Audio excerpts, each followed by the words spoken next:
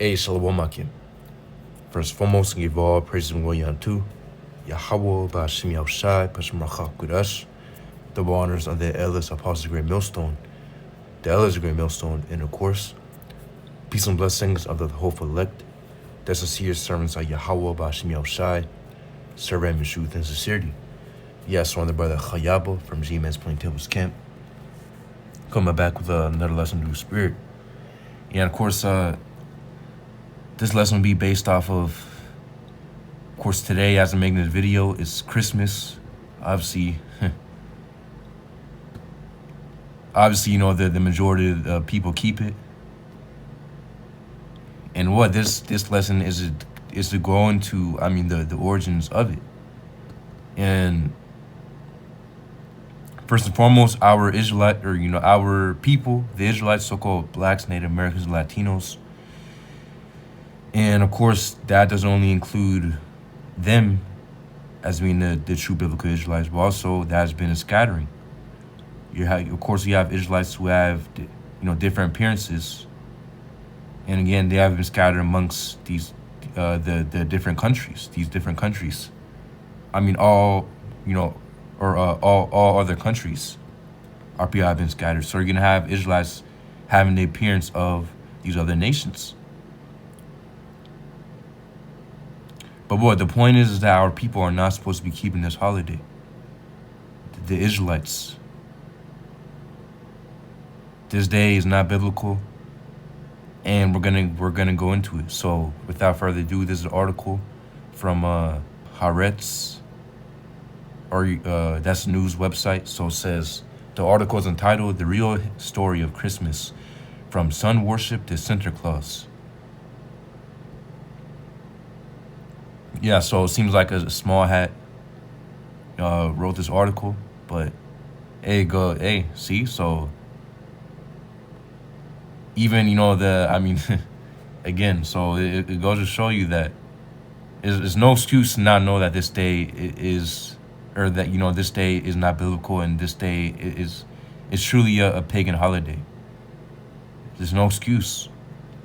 So it says history doesn't record when the first Christmas was celebrated, but it was probably sometime in the 4th century CE in the Roman Empire. What's sure is that the first historic record of the holiday is a calendar dating from 354 CE, belonging to a rich Roman Christian named, it says, Pelacculus. So yeah, it says the calendar tells us on the same date, December 25, another holiday was celebrated, marking the birth of Sol, and it says Invictus, the unconquered sun. That was a new pagan cult worshiping a new sun deity. Both these holidays coincided with the Roman festival Saturnalia, which had been celebrated from December 17 to December 24th. That was a festival. Yes, says that was a festival celebrating the god Saturn, which, as we will see, contributed heavily to latter-day Christmas traditions. See? So, I mean, this alone shows you what, you know, the origins of Christmas. It goes back onto celebrating the god Saturn. And again, ultimately, it goes back into an ancient Roman festival, Saturnalia. So it says, why December 25? Scholars differ on why December 25 was chosen as a birthday of, they say Jesus, since it apparently wasn't. Of course, we know the true name of the Messiah to be, according to the ancient Paleo-Hebrew, which is Yahushai. According to the ancient Paleo-Hebrew, which of course is the language of the heavens, the Lord speaks it, the angels speak it. That was the ancient language that the Israelites used. And again, what? Joseph and Mary, they spoke Paleo-Hebrew. The angel that came onto Joseph and Mary spoke Paleo-Hebrew.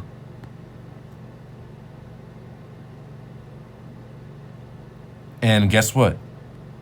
The Messiah, he was given a Hebrew name, a Paleo-Hebrew name, which again, when you read it, It's a 5-letter word, or Slaki. It's a it's a 5-letter name, which is Yahushai. That's how you pronounce it. Jesus is completely impossible for the Lord's name to be Jesus. No letter J. The letter J didn't exist until 1524. And again, the Lord, he wasn't a Greek. Jesus goes back onto the Greek name Iesus, which is a Greek name. It completely makes no sense for the Lord to be given a Greek name. So yeah, to continue, it says Hippolytus in the 2nd century was the first to propose this date. The New Testament doesn't tell us when the birth date or when the birth took place. The only clue the text gives us, it says, so it's going to quote, it says, some shepherds staying out in the fields keeping watch over their flock by night.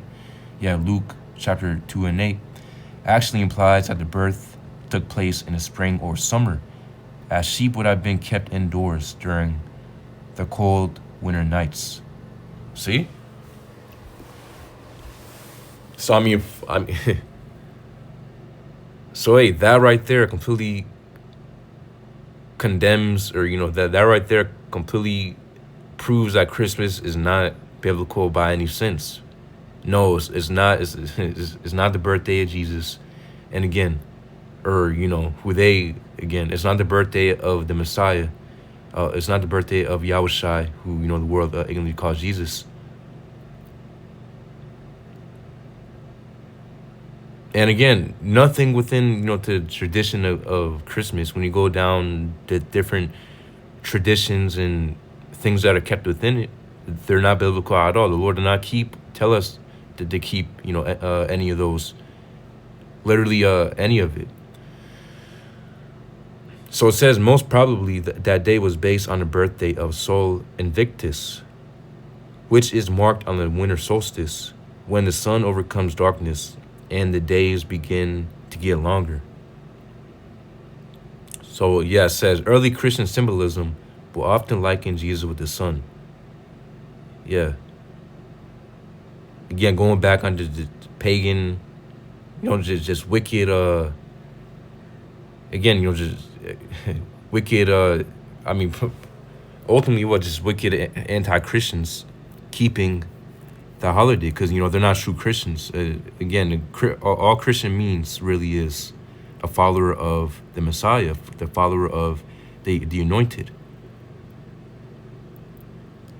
which again, only the elect are going to be the true followers of Yahushai Hamashiach, which is a way you can say a follower of Yahushai, follower of Hamashiach, Hamashiach means the anointed. So it says, as Christianity developed, becoming the official religion of the Roman Empire, many traditions, many pagan traditions were assumed. This is blatantly clear in the case of Christmas, which took on many of the traditions of Saturnalia, most notably the traditions of gift giving and merrymaking.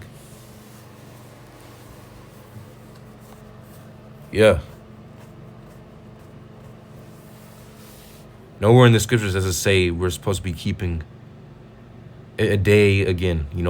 Apparently, just keeping a day that goes back onto the traditions of Saturnalia. So continuing on, it says, when the Germanic tribes adopted Christianity and with it the holiday of Christmas, they too contributed to the traditions of the holiday by incorporating aspects of the pagan winter festival Yule into the Christian holiday. Most notable of these are the veneration of evergreens, which would, with time, morph into the Christmas tree. The traditions were holy in, it says, mistletoe decoration and a wild hunt of flying creatures led by long-bearded god Odin, who was believed to have been a prototype of Santa Claus. Also, there's other, pretty much articles that goes back onto saying how, again, Santa Claus goes back onto Saturn, and Saturn flying his winged beasts, or his winged serpents.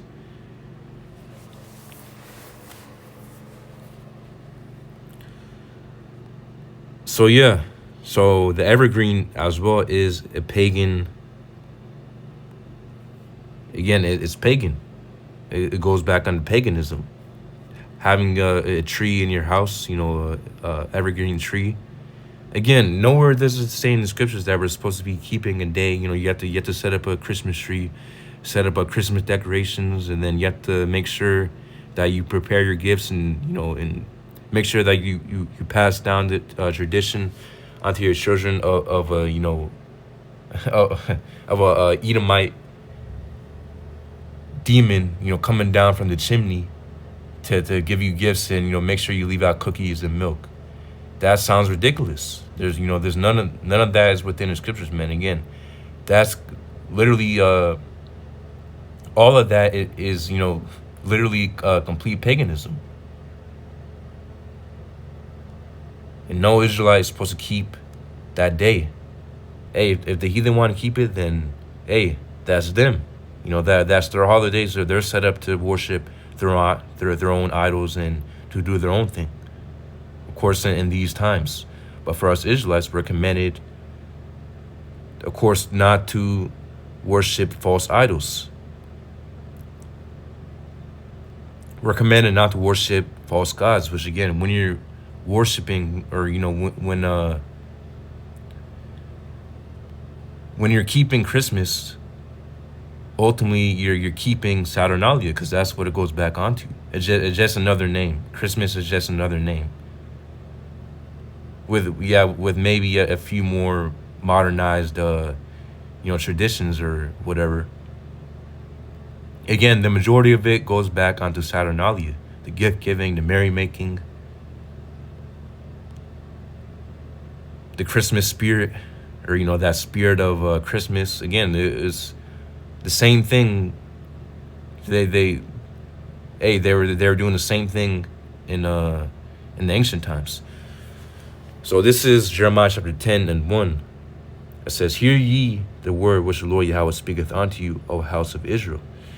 Thus saith the Lord Yahweh, learn not the way of the heathen, and be not dismayed at the signs of heaven, for the heathen are dismayed at them." See, so learn not the way of the heathen. Let's get the word for learn within the Hebrew. So the Hebrew word is lamad, which means, it says to learn, exercising, to teach. So it says to exercise. Let's get that word for exercise within the dictionary. So it says,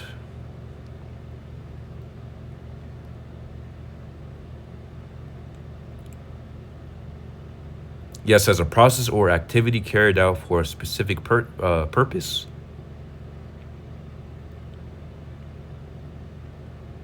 It says, use or apply. It says, well, the main point I want to go to is the origin. It says the Middle English, going back to the Latin, exercere, meaning keep busy or practice. See, so we're not supposed to be practicing, learning, or pretty much, again, practicing or exercising any of the traditions, or whatever the heathens do. Neither are you supposed to be teaching your children to do so. So it says, Jeremiah chapter 10 and 2, thus saith the Lord Yahweh, learn not the way of the heathen, and be not dismayed at the signs of heaven, for the heathen are dismayed at them. Verse 3, for the customs of the people are vain, for one cutteth a tree out of the forest. It says the work of the hands of the workmen with the axe. What does that sound like? It says, verse 4, they deck it with silver and with gold. They fasten it with nails and with hammers that move not. And hey, that literally sounds like, if you can't tell what that is, then I don't know what to tell you. Let's go ahead and get this article. It says the pagan origin and history of the Christmas tree. And yeah, so you see this art right here. Yeah, it says in the 1840s and 1850s, Queen Victoria and Prince Albert popularized a new way of celebrating Christmas. This engraving from 1840 shows the two monarchs surrounded by children and gifts around the Christmas tree. See, so it says, for many, it's unthinkable to celebrate Christmas without a beautiful evergreen fir in the living room decorated with sparkling ornaments and wrapped presents. Like most Christmas traditions, including the celebration of Christmas itself, the origin of the Christmas tree can be traced to pagan traditions. Basically, the Christmas tree is entirely pagan. Exactly, man. The Christmas is not biblical by any sense. The only time it's mentioned within the scripture, or, pretty much when, or, this tree is mentioned, it is when the scriptures condemn it in Jeremiah chapter 10. So it says, in fact, were it not for Queen Victoria, the most powerful monarch of her time, and a group of German soldiers in a temporary hospital in England, the decorated fir trees we love today might have remained an obscure custom that only a couple of Germanic and Slavic countries practice. See, so this is 100% modern. This isn't commanded for the Israelites to keep, within the Bible, within ancient times. No, see.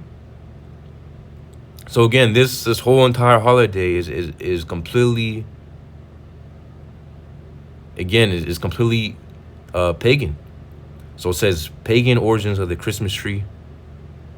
Yeah, so to read this real quick, it says the solstice was celebrated by the Egyptians who filled their homes with green palm rushes in honor of the god Ra, who had the head of a hawk and wore the sun as a crown. It says in Northern Europe, the Celts decorated their Jewish temples with evergreen boughs, which signified everlasting life. Further up, the Vikings thought evergreens were the plants of Balder, the light of God and peace. So it says the ancient Romans marked the winter solstice with a feast called Saturnalia, thrown in honor of Saturn. It says, the god of agriculture. And like the Celts, decorated their homes with temples and evergreen boughs. See, so this, again, so showing you that this tree, its entire history is complete paganism, going back onto the Egyptians. So it says it's worth mentioning at this point that Saturnalia was the most important celebration in Roman life. It was a week-long rowdy celebration held from the 17th of September. It was so wordy that at some point, no one could be persecuted or prosecuted for injuring or killing people, raping, theft, it says anything usually against the law. And just like how Saturnalia was the most important celebration in Roman life, I mean, without a doubt, Christmas is looked as one of the most important Christmas, or one of the most so-called holidays today. You're off, obviously, school. They make sure that they set up the winter break so that it's always around Christmas as well as New Year's. So again, reading Jeremiah chapter 10 and 3 says, for the customs of the people are vain. For one cutteth the tree out of the forest, the work of the hands of the workmen with the axe. See, linking back again, so we have examples of how, within history, heathen were doing this. It says they deck it with silver and with gold, yet ornaments. It says they fasten it with nails and hammers that move not. So there you have it. That's the way of the heathen.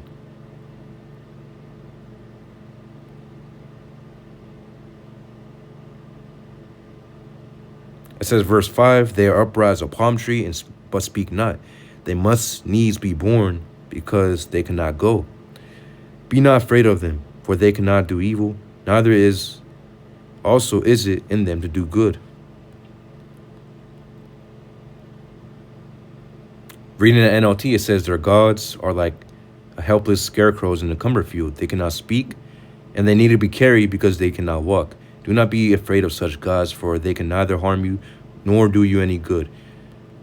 Yeah, and you're gonna have a lot of people who say, I don't look back. I don't think that deep when I keep Christmas. I just do it for the kids.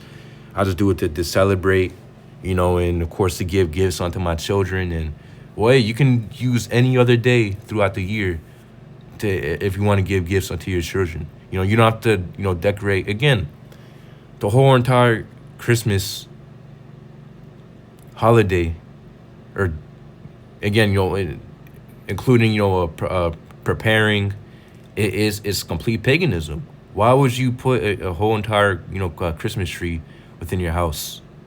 And,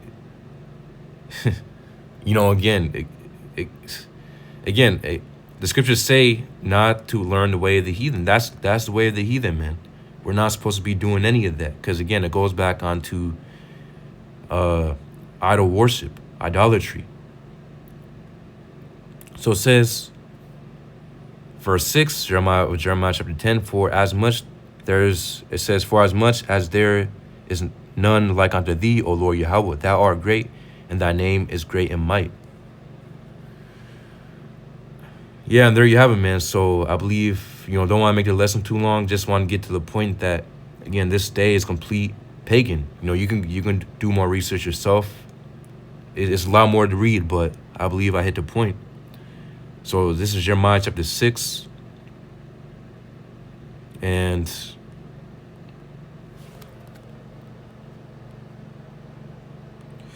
Jeremiah chapter 6 and 16. It says, thus saith the Lord Yahweh, stand ye in the ways and see and ask for the old paths. So this is speaking on to us Israelites. Really, of course, us elect, or this is speaking on to the elect of the nation of Israel, which us brothers and few sisters hope to be a part of. We're of the hopeful elect. It says, thus saith the Lord Yahweh, stand ye in the ways and see and ask for the old paths. Yeah, the way of the scriptures. Of course, we lost our heritage. We lost our customs, which our customs are within these scriptures, the law, statutes, and commandments. We lost it due to our disobedience. And of course, we lost it mainly during, of course, the times of slavery. Once Esau, of course, put us in slavery, we got overtaken as a people. Of course, Esau came here to the Americas, and he slaughtered the northern kingdom of the nation of Israel, which are what the so-called Native Americans, Latinos.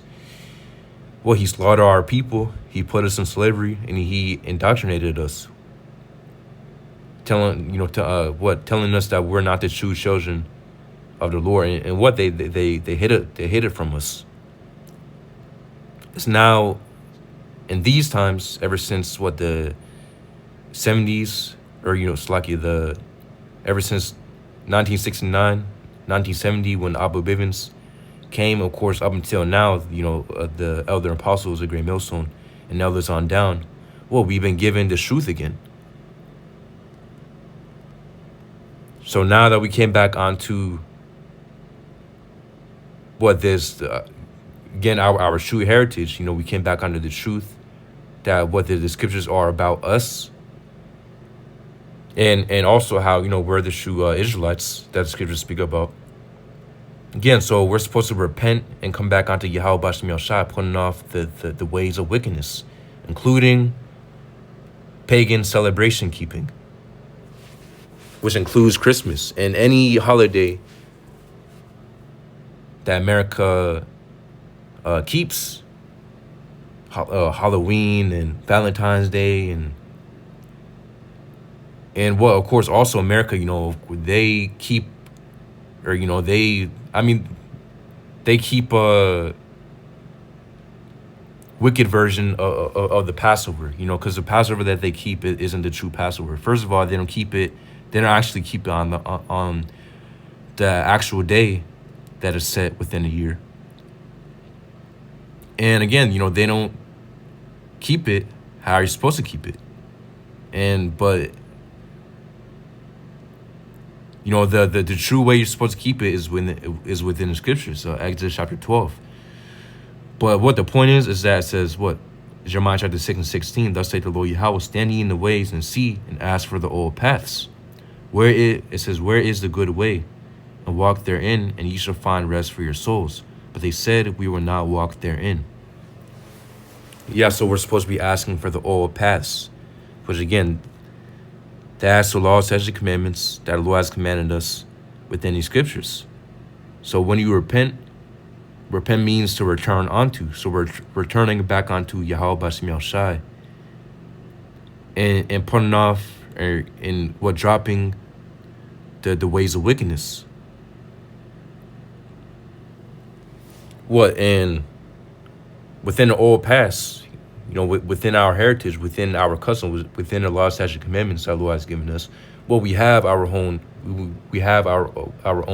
holidays, our own high holy days. We have our own, again, days that we keep. The Sabbath, we have the Feast of Tabernacles, we have Hanukkah, we have Purim, and various other scriptures, or Slaki, we have various other high holy days that we keep. The new moon.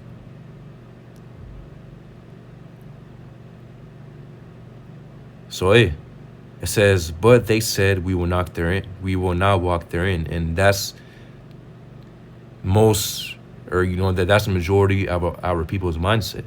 Even though we tell them that, again, Christmas or whatever holiday that is kept, in these modern day times is wicked. That's kept, of course, by the majority of people in these modern day times is wicked and goes back onto paganism. They don't listen. Our people, again, for example, Christmas, we tell our people not to keep it, and they use the excuse that, I'm not doing that for that. I'm just doing it for the kids and blah, blah, blah. Well, guess what? You're literally teaching your kids paganism. And again, you're literally keeping a pagan day.